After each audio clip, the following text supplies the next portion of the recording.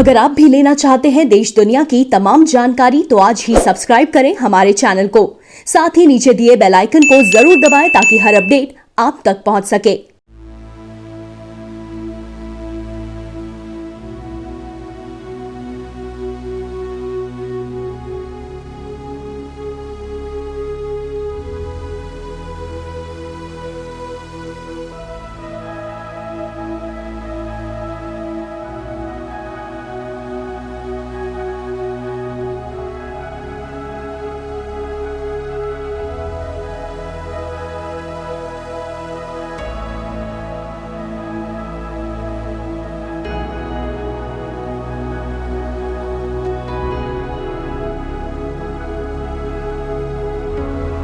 नमस्कार, प्रभा साक्षी news network देख रहे हैं आप। मैं आपके साथ प्रणव तिवारी। हम मौजूद हैं गोरखपुर महानगर में। चूँकि आज 5 जून है, विश्व पर्यावरण दिवस के रूप में हम सभी मनाते हैं।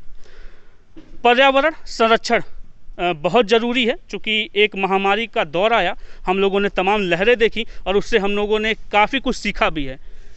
हमने भी एक कोशिश की है कि एक पर्यावरण संरक्षण के लिए जन जागरूकता के एक अभियान चलाया जाए। प्रभा साक्षी न्यूज़ नेटवर्क की टीम ने कोशिश की है कि पर्यावरण संरक्षण को किस तरीके से बढ़ावा दें, हम आप लोगों के समक्ष बार बार उपस्थित होते रहे हैं।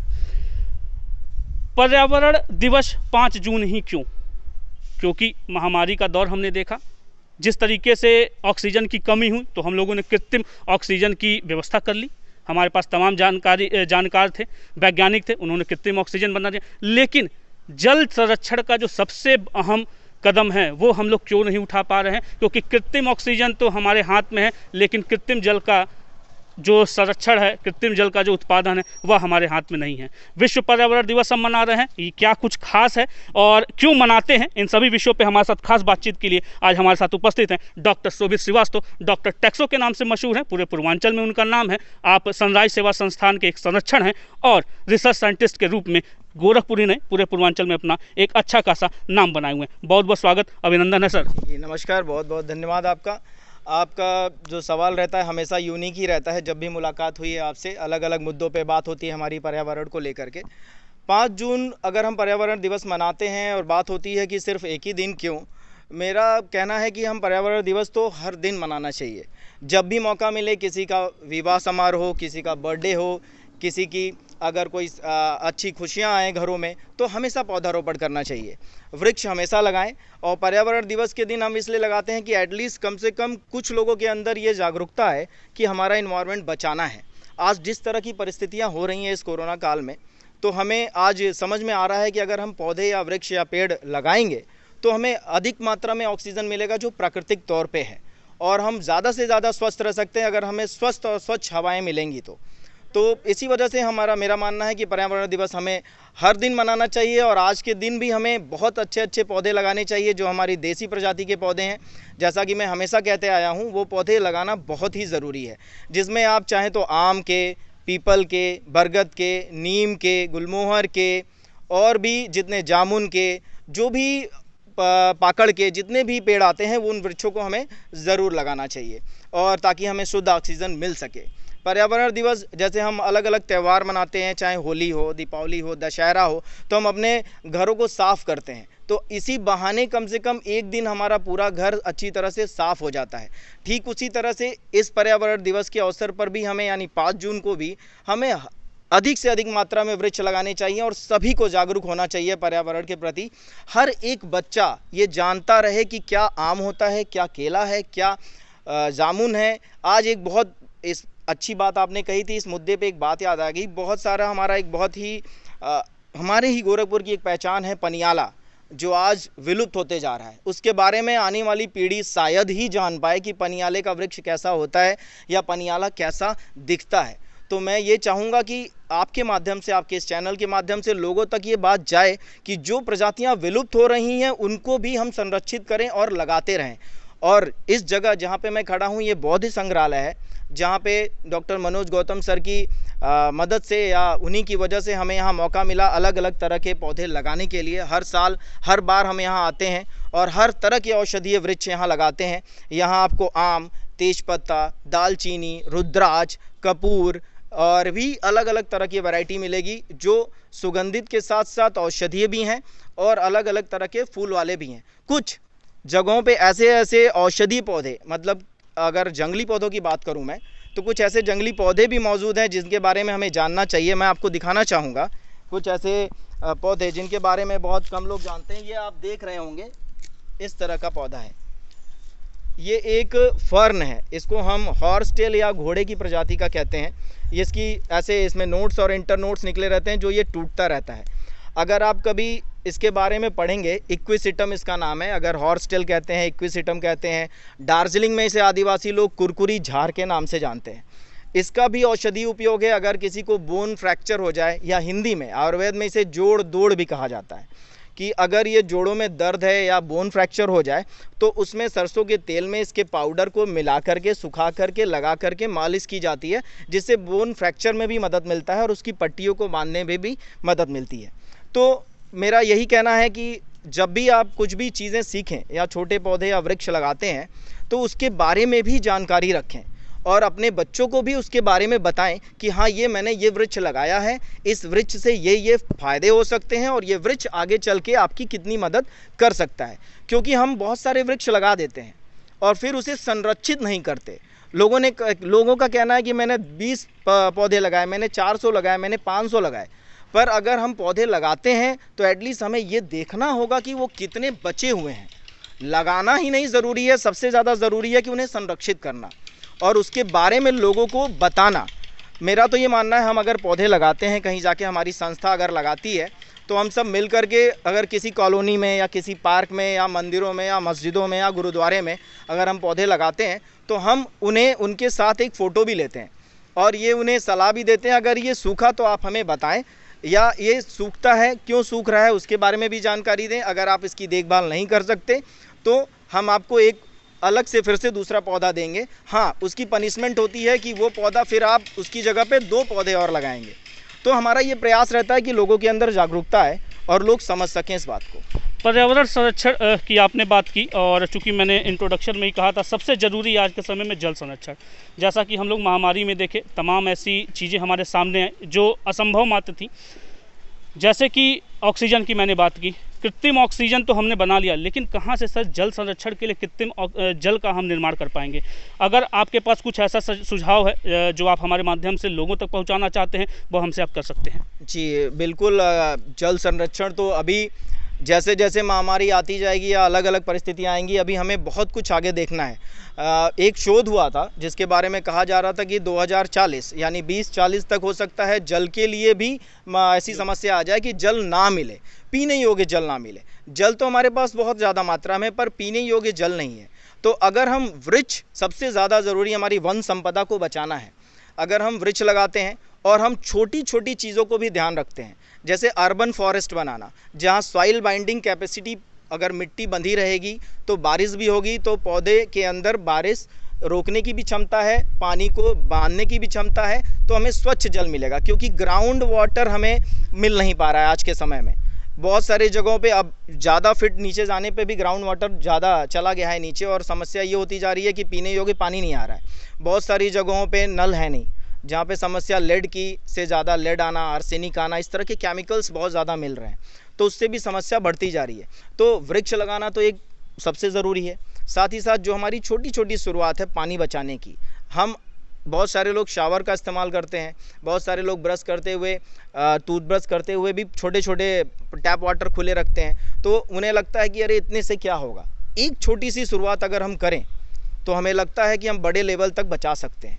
बहुत समय पहले एक चेन्नई के एक बंदे हैं जिनका नाम तो मुझे नहीं मालूम, लेकिन उन्होंने 5 से 10 साल के अंदर कभी भी वाटर टैक्स नहीं दिया। वो काफ़ी पानी बचा करके रखते हैं, वर्षा जल को उन्होंने संरक्षित करके रखा है, उसी से अपना काम चलाते हैं। और हर साल वर्षा होती है तो उन्होंने वाटर हार्वेस्टिंग लगा रखा है, जिसकी वजह से वो पानी को संरक्षित करते जा रहे हैं। तो हमें प्राकृतिक रूप से मिलने वाली सभी संपदाओं को बचा करके और संरक्षित करके रखना है, और एक छोटी सी शुरुआत से लेके एक बड़े लेवल तक जाना है कि हम पानी को कैसे बचा सकें। वाटर बॉटल का भी इस्तेमाल कर रहे हैं तो भी बचा के रखें, उसे रिसाइकिल कर रहे हैं तो भी ध्यान रखें। पानी जितना कम हो उतना कम से कम इस्तेमाल करें और साफ़ पानी को बर्बाद ना करें।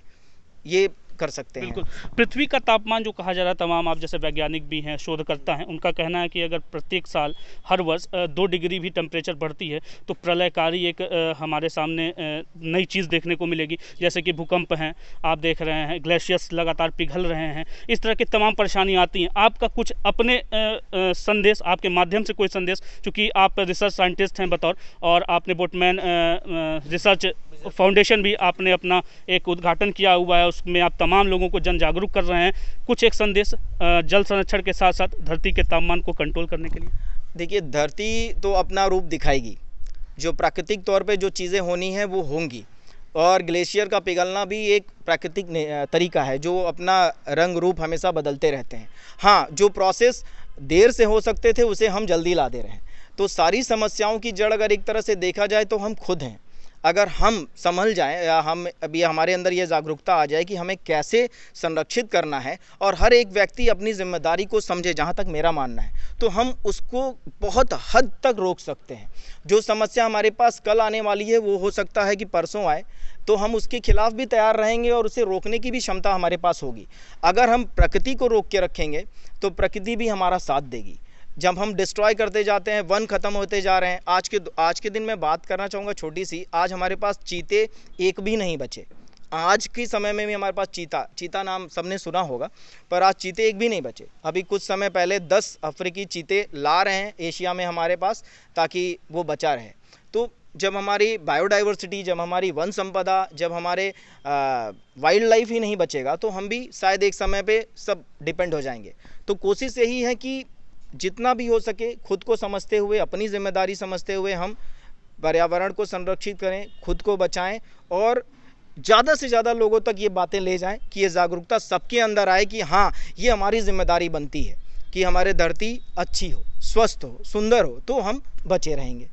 बिल्कुल, बहुत धन्यवाद। और एक प्रश्न अंतिम में कि ऑक्सीजन की कमी है तो कैसे ऑक्सीजन की कमी को पूरा करें अपने घर परिवेश में ही रह के, और इस समय सबसे ज़रूरी है अपने स्वास्थ्य और मानसिक संतुलन को सुदृढ़ रखने का, संयमित रखने का।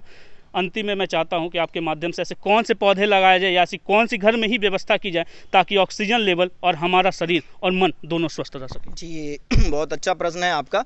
इसमें हम ये कर सकते हैं कि सबसे पहले तो जिस घरों में हम रहते हैं वहाँ पे जितने भी आउटडोर इंडोर दोनों तरह के हम प्लांट्स लगा सकते हैं, जिसमें पर सिंगोनियम है, एंथूरियम है, एरेका पॉम है, सेंसिवेरिया है, जो छोटे गमलों में भी लगा सकते हैं, क्रोटॉन है, ड्रेसेना है, ये सब पौधे हम लगा सकते हैं। साथ ही घर से बाहर जो बड़ी जगहें हैं वहाँ पे हम क्या करें, जो बड़े पौधे हों, चाहे जैसे नीम हो, बरगद हो, जामुन हो, पीपल हो, पाकड़ हो, इस सबों को भी हम लगाएं। उन पौधों को घरों के अंदर अच्छा वातावरण रखें, वेंटिलेशन अच्छा हो, और साथ ही साथ नियमित व्यायाम करने के साथ साथ पौधों की देखभाल करें।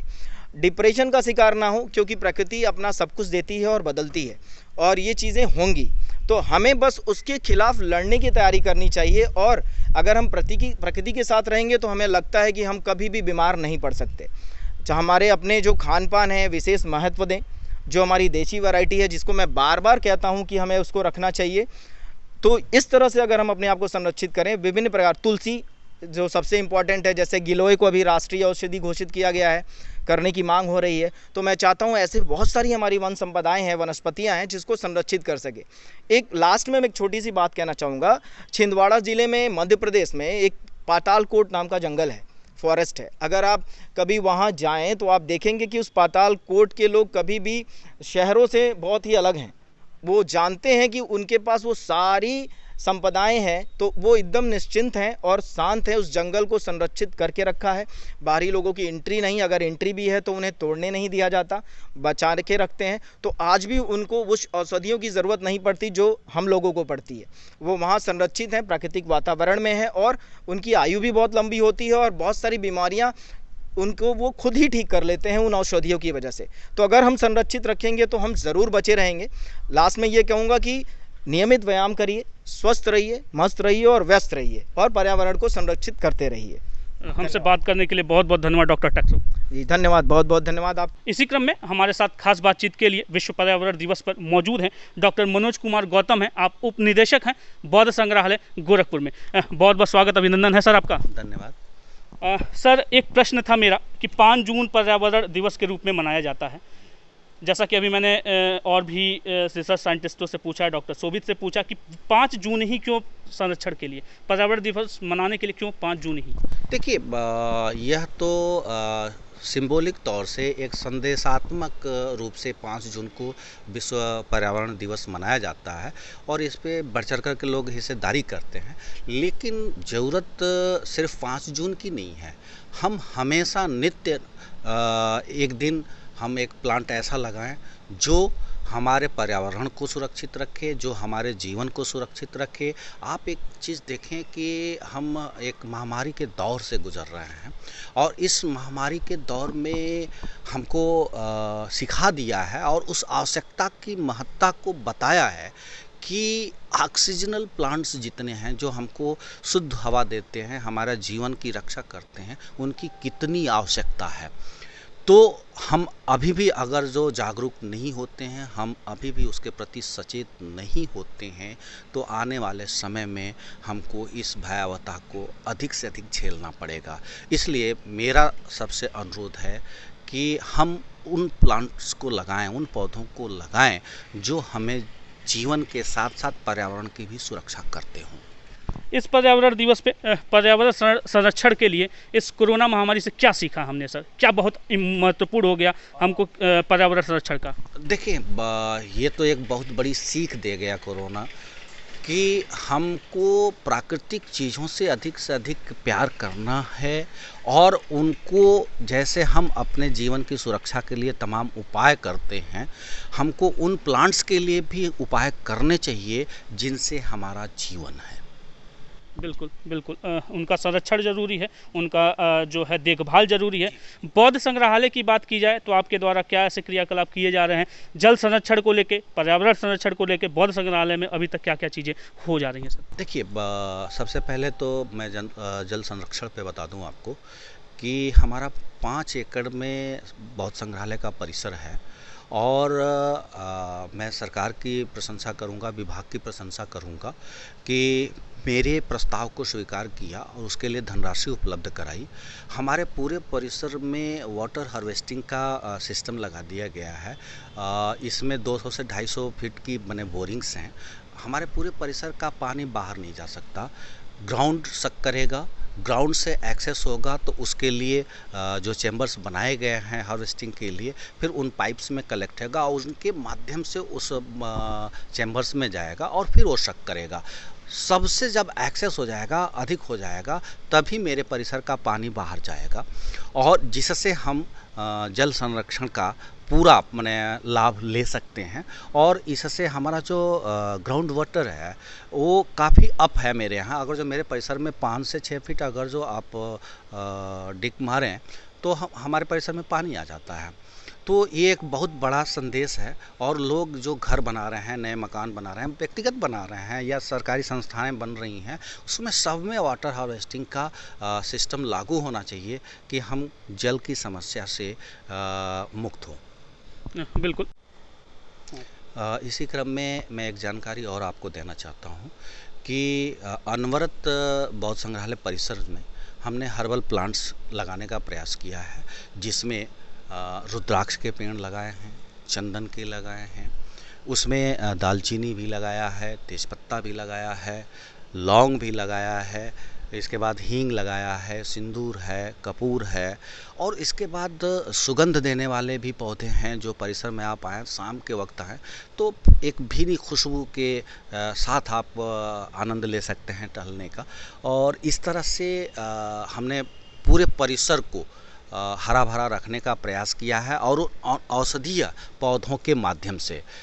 मेरा एक संदेश और भी होगा सभी लोगों से कि देखें, सिर्फ पौध लगा देने से पर्यावरण दिवस या हम पर्यावरण को सुरक्षित नहीं रख सकते हैं।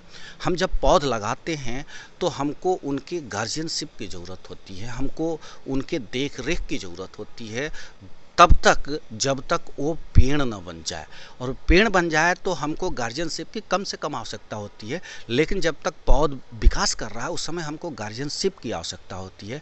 तो मैं इस पर्यावरण दिवस पे यही अनुरोध करूंगा आप सभी नागरिकों से कि जब आप पौध लगाएं तो उसकी सुरक्षा, संरक्षण और समय से उनकी देख रेख के लिए अधिक ध्यान देने की आवश्यकता है, तभी वो एक दिन पेड़ बनेंगे और हमारे पर्यावरण को सुरक्षित रखेंगे। हमसे बात करने के लिए बहुत बहुत धन्यवाद सर।